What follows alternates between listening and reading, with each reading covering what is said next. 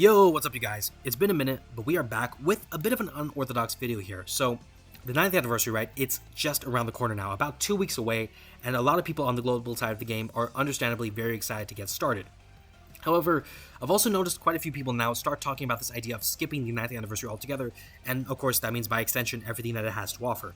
Now, the reasons behind this, they vary for person to person, right? I've seen some people just say that they're not really feeling the 9th anniversary and everything that goes with it, and I've seen others just say that from a practical kind of standpoint, it would be better for them to save for the worldwide celebration and the 10th anniversary of Dokkan, which will likely happen it'll likely happen in about half a year in January, since we will likely have a sync up between the JP and global schedules before then. So I've seen people have those kind of different kind of reasonings behind it, but in any case, that got me to thinking maybe we should have a bit more of a personal conversation on the anniversary, and that's exactly what we're going to be doing right now. So obviously right now we're going to have a bit of a figurative sit down, I guess, because technically I stand right now when I'm doing my recordings, but I will try to kind of level with you guys, speak honestly and candidly just on several things, right? Starting off really, I guess, with my own personal experience with the anniversary and a couple of regrets I have going with it, that hopefully you guys can avoid yourself, and then talking about if the anniversary is in fact a must summon, and if so, why? If it isn't, then why not?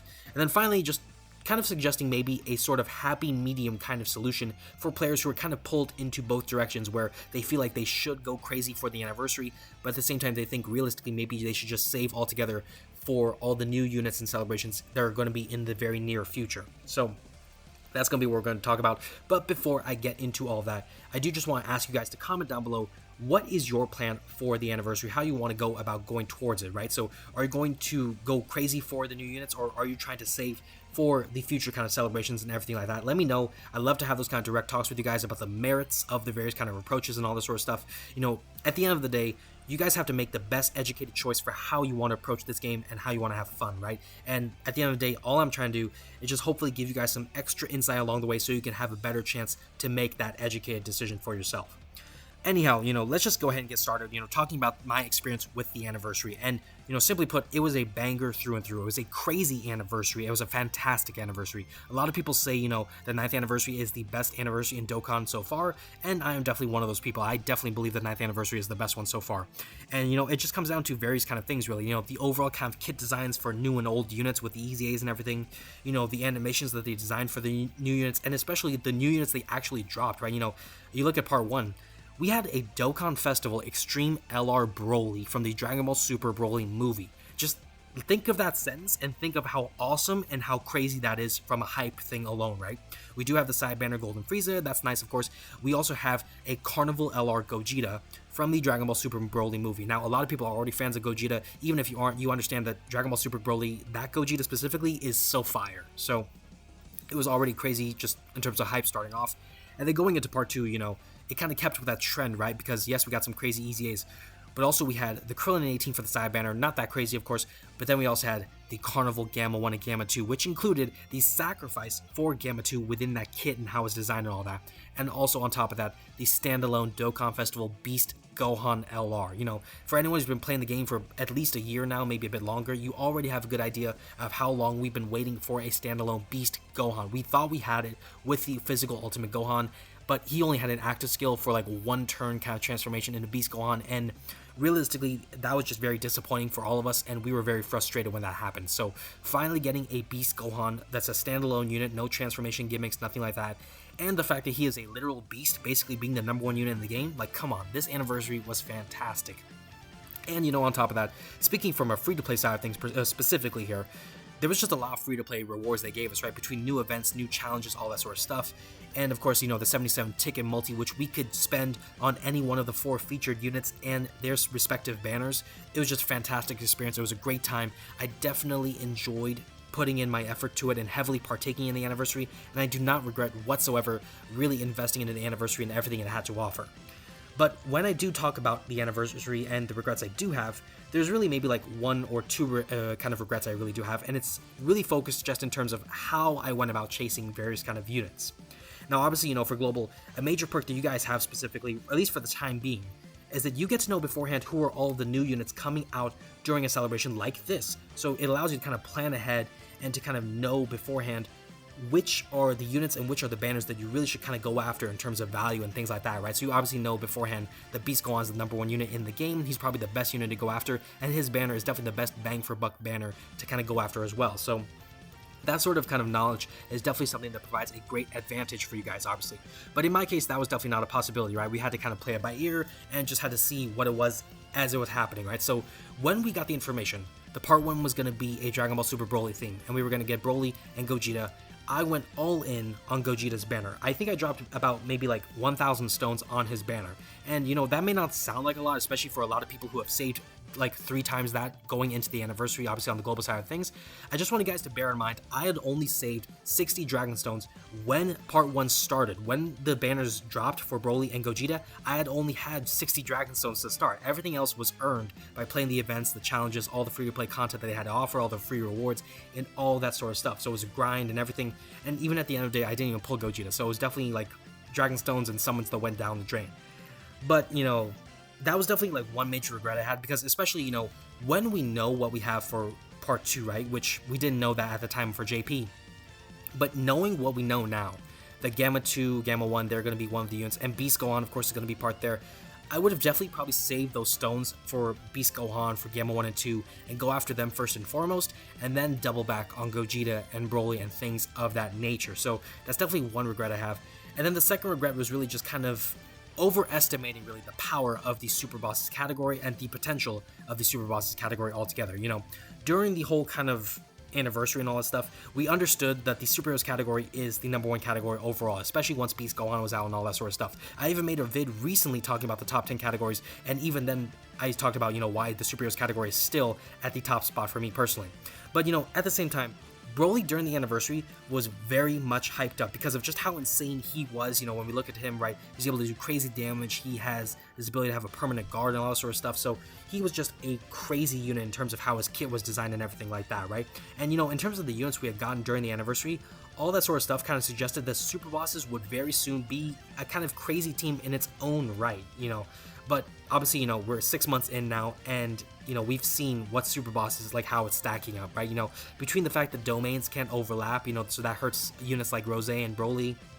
Between the fact that so many units kind of require orbs like Rose again, Golden Frieza, Broly, Chila, and Lemo, STR Kefla, the physical Super Easy Goku Black.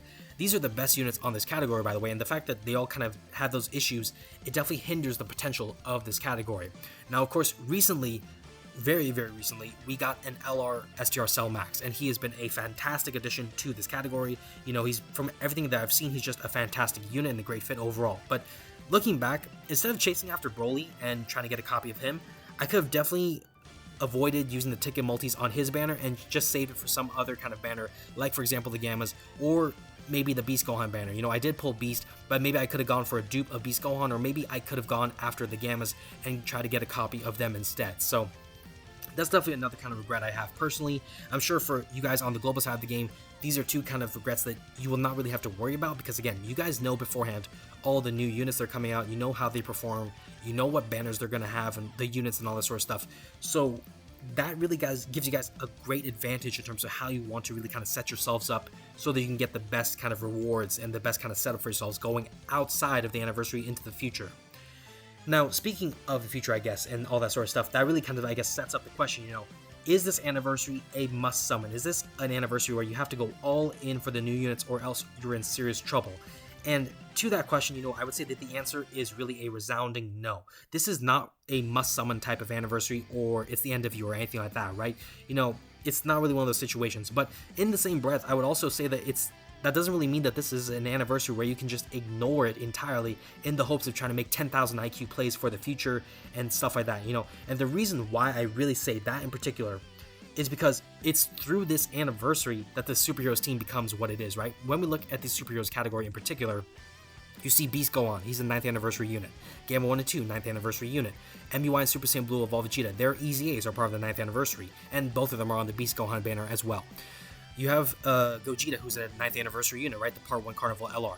You also have UI right here, who's a Countdown kind of EZA there, of course. You have EvoCan with their EZA. So between those 7, right, if I made sure to kind of list them all, right? So yeah, between those 7, you have insane value in the superheroes category, right? It's these 7 that make the superheroes category what it is, which is essentially the top category in the game with the most dominant team in the game, and in terms of cohesion and overall power and everything that goes into it. So, it's because of this category that the Anniversary is even in the conversation of like, oh, well, maybe you really should consider chasing after and going hard into the Anniversary and stuff like that. If superheroes was not in this sort of Anniversary, it was a bit more spread out throughout the entirety of the Dokkan year as a whole, maybe the argument could be more so in favor of just skipping parts of the Anniversary.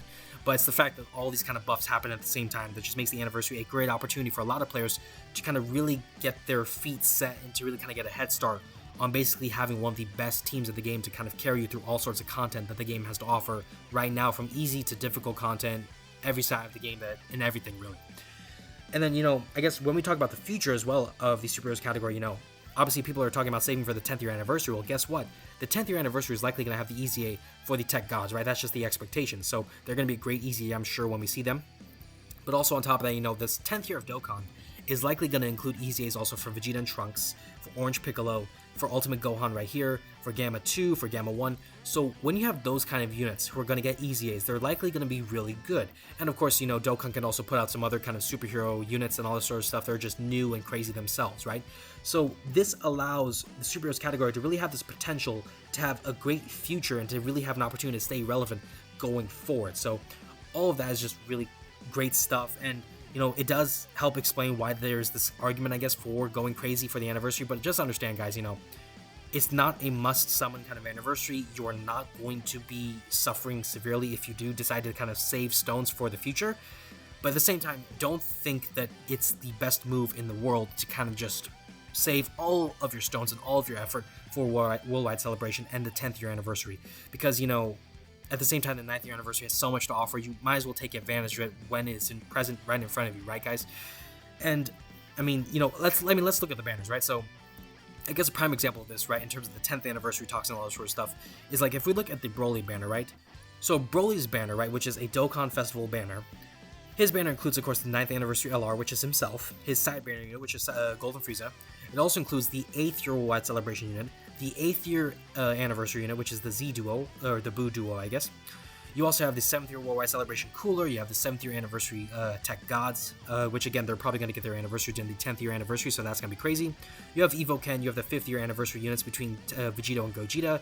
So you are going to get older anniversary units in this anniversary banner, and that's the argument I've seen some people say for the 10th anniversary as well. If I say for the 10th anniversary in particular, I'll be getting units probably from the 9th year Worldwide Celebration. I'll be getting the 9th year anniversary unit as well with Broly in this case, or something like that in the future. So that's the kind of, I guess, idea that people have for saving the future.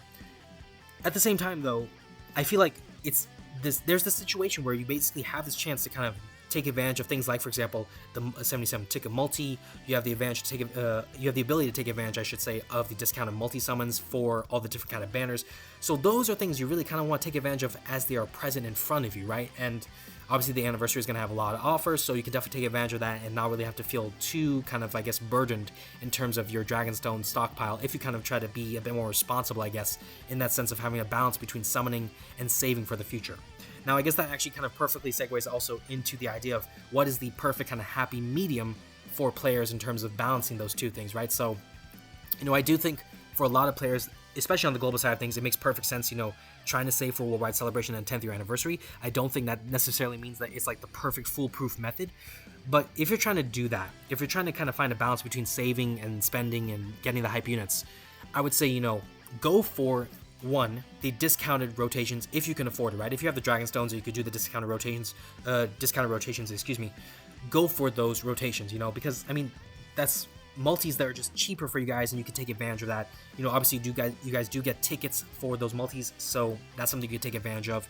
And then also definitely take advantage of the 77 ticket multi, right? It's a free multi. You can use it on any one of the featured banners. So, if you want to make like a really smart move, I guess, for the banners itself, you could definitely go ahead and go after Beast Gohan, use your 77 ticket multi on him, or maybe just go ahead and do the discounted rotations. And let's just say hypothetically, you pull Beast Gohan. Congratulations, by the way, hypothetically, of course. But then you pull Beast, you don't pull the Gammas, maybe you don't pull Broly, and you do pull Gogeta because you got lucky there. then you can be like, okay, well, you know what? I did the discounted multis. I want to save from then on with the Dragon Stones, but I will then use my 77 ticket multi on the Broly banner, or maybe I'll use it on the Gammas because the Gammas are a great support for the superheroes category. So you can make those kind of decisions in the game as you kind of go through the anniversary, but definitely take advantage. I would say again, the discounted summons and the multis and that sort of stuff, whatever tickets you guys can get just from doing your multis, and then also again that 77 ticket multi, which is free. It's just a great advantage to you guys. Those, I think, are really what allow you guys to have a bit of a happy medium kind of approach, where you have the chance to pull the units. If you pull them, you pull them. If you don't, you don't. But then at the same time, you're able to save your Dragon Stones for the worldwide celebration, which is probably going to include some very hype units naturally. And then, of course, the 10th year anniversary is going to include a lot of banger units probably as well. So that's probably what I would say. It's just kind of like a nice balance with there. But, you know, that's just kind of me, I guess, talking about the anniversary in general. At the end of the day, you know, again, you guys got to make the best decision for yourself. Whatever makes you enjoy the game, whatever makes you want to play this game, you know, as much as possible, that's really what the focus should be. So if that means summoning for Beast Gohan and the Gammas and those units in heavy kind of amounts of Dragon Stones, all that sort of stuff, go for it, whatever makes you happy. At the same time, if you feel like the best thing for you guys, what would make you really kind of enjoy the game is just kind of slightly kind of going into it with a small approach and then saving for the future, then do that too. You know, whatever kind of floats your boat, I guess, and whatever makes it kind of work for you guys. But anyways, you know, that's gonna do it for the vid. If you guys liked it, of course, hit the like button down below, subscribe as well so you can see more videos like this in the future. Again, comment down below what your guys' approach for the anniversary is gonna be, and feel free to check out some of the other vids I have on the channel. Thank you guys so much for watching, and I will see you all in the next one.